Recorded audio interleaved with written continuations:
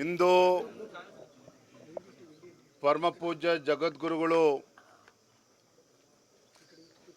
ಶಿವರಾತ್ರೀಶ್ವರ ಮಹಾಸ್ವಾಮೀಜಿಗಳವರನ್ನ ಭೇಟಿ ಮಾಡಿ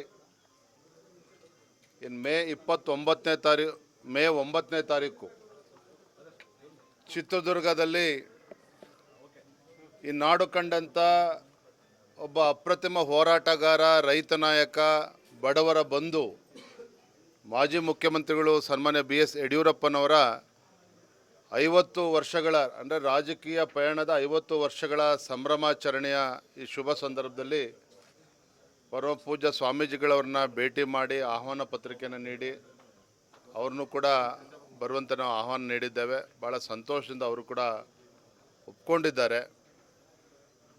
ಈ ಕಾರ್ಯಕ್ರಮದ ವಿಶೇಷತೆ ಅಂತ ಹೇಳಿದ್ರೆ 8ನೇ ತಾರೀಕು ಸಂಜೆ 5 ಗಂಟೆಗೆ ಸನ್ಮಾನ್ಯ BS ಯಡಿಯೂರಪ್ಪನವರು ಚಿತ್ರದುರ್ಗ ನಗರಕ್ಕೆ ಬರ್ತಾರೆ. ಪುರಪ್ರವೇಶವನ್ನು ಭಾಳ ಅದ್ಧೂರಿಯಾಗಿ ಒಂದು ರೀತಿ ಮಿನಿ ದಸರಾ ಆ ರೀತಿ ಒಂದು ಮೆರವಣಿಗೆ ಮೂಲಕ ರಾಜ್ಯದ ಮೂಲೆ ಮೂಲೆಗಳಿಂದ 20-25ಕ್ಕೂ ಹೆಚ್ಚು ಕಲಾ ತಂಡಗಳು ಇರ್ತದೆ. ದೊಡ್ಡ ಸಂಖ್ಯೆಯಲ್ಲಿ ರೈತರು, ತಾಯಂದಿರು ಅವರನ್ನು ಸ್ವಾಗತನ ಕೋರೋರಿದ್ದಾರೆ. 9ನೇ ತಾರೀಕು ಬೆಳಗ್ಗೆ 11 ಗಂಟೆಗೆ ವೇದಿಕೆ ಕಾರ್ಯಕ್ರಮ ಪ್ರಾರಂಭ ಆಗ್ತದೆ. ಬಹುಶಃ ಸರಿಸುಮಾರು 12 ಗಂಟೆ ಒಳಗಾಗಿ ಮಾನ್ಯ ಗೃಹ ಸಚಿವರಾಗಿರುವಂತಹ ನಮ್ಮ ನಾಯಕರಾಗಿರುವಂಥ ಅಮಿತ್ ಶಾಜಿಯವರು ವೇದಿಕೆಗೆ ಆಗಮಿಸ್ತಾರೆ. ರಾಜ್ಯದ ಬಹುತೇಕ ಗುರುಗಳು, ಮಠಾಧೀಶರು, ಜಗದ್ಗುರುಗಳು, 1000ಕ್ಕೂ ಹೆಚ್ಚು ಮಠಾಧೀಶರು ಈ ಒಂದು BS ಯಡಿಯೂರಪ್ಪನವರ ಅಭಿಮಾನೋತ್ಸವದಲ್ಲಿ ಭಾಗವಹಿಸ್ತಾ ಇದ್ದಾರೆ. ರಾಜ್ಯದ ಮೂಲೆ ಮೂಲೆಗಳಿಂದ ಈ ಕಡೆ ಚಾಮರಾಜನಗರದಿಂದ ಹಿಡಿದು ಅಲ್ಲಿ ಚಿಕ್ಕೋಡಿ, ಈ ಕಡೆ ಗುಲ್ಬರ್ಗ, ಬೀದರ್ ತನಕನೂ ಕೂಡ ಕನಿಷ್ಠ 10 ಲಕ್ಷಕ್ಕೂ ಹೆಚ್ಚು, ಕನಿಷ್ಠ 10 ಲಕ್ಷ ಜನ ಅಭಿಮಾನಿಗಳು ಆ ಸಭೆಯಲ್ಲಿ ಭಾಗವಹಿಸ್ತಾ ಇದ್ದಾರೆ. ಭಾಳ ಅಪರೂಪವಾಗಿರ್ತಕ್ಕಂಥ ಕಾರ್ಯಕ್ರಮ, ಒಂದು ಐತಿಹಾಸಿಕ ಕಾರ್ಯಕ್ರಮ ಇದಾಗ್ತದೆ ಅನ್ನೋ ವಿಶ್ವಾಸ ನಮ್ಮೆಲ್ಲರೂ ಕೂಡ ಸಂಪೂರ್ಣವಾಗಿದೆ. ನಾನು ಕೂಡ ಮೊನ್ನೆ ದಿನ ಹೊಸಪೇಟೆ, ಚಿತ್ರದುರ್ಗ, ತುಮಕೂರು, ಬೇರೆ ಬೇರೆ ಜಿಲ್ಲೆಗಳಿಗೆ ನಾನು ಭೇಟಿಯನ್ನು ಕೂಡ ನೀಡಿದ್ದೇನೆ. ಇದರ ಸಂಬಂಧವಾಗಿ ಬಹಳಷ್ಟು ಉತ್ಸಾಹ ಎದ್ದು ಕಾಣ್ತಾ ಇದೆ. ಕಾರ್ಯಕರ್ತರಲ್ಲೂ ಕೂಡ ಉತ್ಸಾಹ ಇದೆ, ಯಡಿಯೂರಪ್ಪನವರ ಅಭಿಮಾನಿಗಳಲ್ಲೂ ಕೂಡ ಉತ್ಸಾಹ ಇದೆ. ಈ ಕಾರ್ಯಕ್ರಮ ಭಾಳ ಯಶಸ್ವಿ ಆಗ್ತದೆ ಅನ್ನುವ ಸಂಪೂರ್ಣ ವಿಶ್ವಾಸ ನಮ್ಮೆಲ್ಲರೂ ಕೂಡ ಇದೆ. ಕನಿಷ್ಠ 10 ಲಕ್ಷ ಜನ ಸೇರ್ತಾರೆ.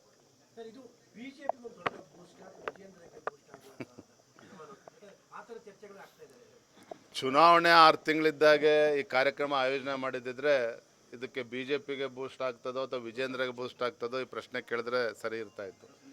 ಇವಾಗ ಯಾವುದೂ ಚುನಾವಣೆಗಳು ಇಲ್ಲ, ಬೇರೆ ಯಾವುದೂ ಕಾರ್ಯಕ್ರಮಗಳು ಕೂಡ ಇಲ್ಲ. ಆದರೆ ನಮ್ಮೆಲ್ಲರ ಹಿರಿಯರ ಒಂದು ಅಪೇಕ್ಷೆ ಇತ್ತು. ರಾಜ್ಯದಲ್ಲಿ ಅನೇಕ ಜನ ಮುಖ್ಯಮಂತ್ರಿಗಳು ಆಗಿ ಹೋಗಿದ್ದಾರೆ. ಬಹುತೇಕರು ಅದೃಷ್ಟದ ಮುಖ್ಯಮಂತ್ರಿಗಳು ಭಾಳಷ್ಟು ಜನ ಇದ್ದಾರೆ. ಆದರೆ ಸನ್ಮಾನ್ಯ ಯಡಿಯೂರಪ್ಪನವರು ಅದೃಷ್ಟದ ಮುಖ್ಯಮಂತ್ರಿಗಳಲ್ಲ. ಅವರ 50 ವರ್ಷದ ರಾಜಕೀಯ ಪಯಣದಲ್ಲಿ 45 ವರ್ಷಗಳ ಕಾಲ ವಿರೋಧ ಪಕ್ಷದಲ್ಲೇ ಇದ್ದು ಹೋರಾಟವನ್ನು ಮಾಡಿರ್ತಕ್ಕಂಥವ್ರು. ಬಡವರ ಪರವಾಗಿ, ರೈತರ ಪರವಾಗಿ, ಶೋಷಿತ ಪೀಡಿತ ಸಮುದಾಯಗಳ ಪರವಾಗಿ ಯಡಿಯೂರಪ್ಪನವರು ಯಾವತ್ತೂ ಕೂಡ ಧ್ವನಿ ಎತ್ತುವಂಥ ಕೆಲಸವನ್ನು ಮಾಡ್ತಾಯಿದ್ರು.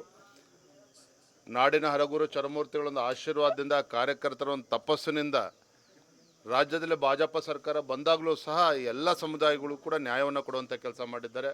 ತಮಗನ್ನಿಸ್ಬೋದು ಯಡಿಯೂರಪ್ಪನವ್ರ ಕಾರ್ಯಕ್ರಮ ಎಲ್ಲ ರಾಜಕೀಯ ಮುಖಂಡರುಗಳನ್ನು ಸೇರಿಸಿ ಮಾಡ್ಬೋದಿತ್ತಲ್ಲ ಅಂತೇಳಿ. ಆದರೆ ಎಲ್ಲ ಜಗದ್ಗುರುಗಳು, ಗುರುಗಳ ಎಲ್ಲ ಅಪೇಕ್ಷೆನೂ ಕೂಡ ಇತ್ತು.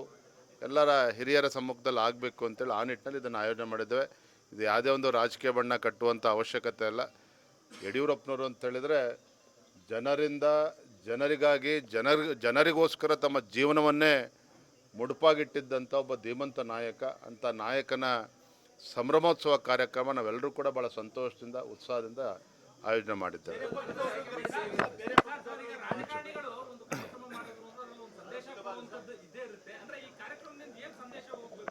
ಕಾರ್ಯಕ್ರಮ ಆದಮೇಲೆ ಗೊತ್ತಾಗುತ್ತೆ ಏನೇನು ಸಂದೇಶ ಹೋಗುತ್ತೆ ಅಂತ. ಚಿತ್ರದುರ್ಗದಲ್ಲಿ ಯಾಕೆ ಅಂತ ಹೇಳಿದ್ರೆ ನಮ್ಮ ಗೌರವಾನ್ವಿತ ಗೋವಿಂದ ಕಾರಜೋಳಜಿಯವರು, ಪ್ರಭಾಕರ್ ಕೋರೆ ಅವರು ಅಧ್ಯಕ್ಷರಿದ್ದಾರೆ. ಸ್ವಾಗತ ಸಮಿತಿಗೆ ಗೋವಿಂದ ಕಾರಜೋಳಜಿಯವರು ಗೌರವಾಧ್ಯಕ್ಷರಿದ್ದಾರೆ. ಶ್ರೀರಾಮುಲು ಅವರು, ನಮ್ಮ ಕೋಟಾ ಶ್ರೀನಿವಾಸ ಪೂಜಾರಿ ಅವರು ಕೂಡ ಸಮಿತಿಯಲ್ಲಿದ್ದಾರೆ. ಕಾರಜೋಳಜಿ ಅವರ ಅಪೇಕ್ಷೆ, ಅವರು ಚಿತ್ರದುರ್ಗ ಸಂಸದರಾಗಿರೋ ಕಾರಣ ಮತ್ತು ಎಲ್ಲರೂ ಕೂಡ ಬರೋದಕ್ಕೆ ಅನುಕೂಲನೂ ಕೂಡ ಆಗುತ್ತೆ. ಹಾಗಾಗಿ ಕೋಟೆ ನಾಡಿನಲ್ಲಿ ಕಾರ್ಯಕ್ರಮವನ್ನು ಆಯೋಜನೆ ಮಾಡಿ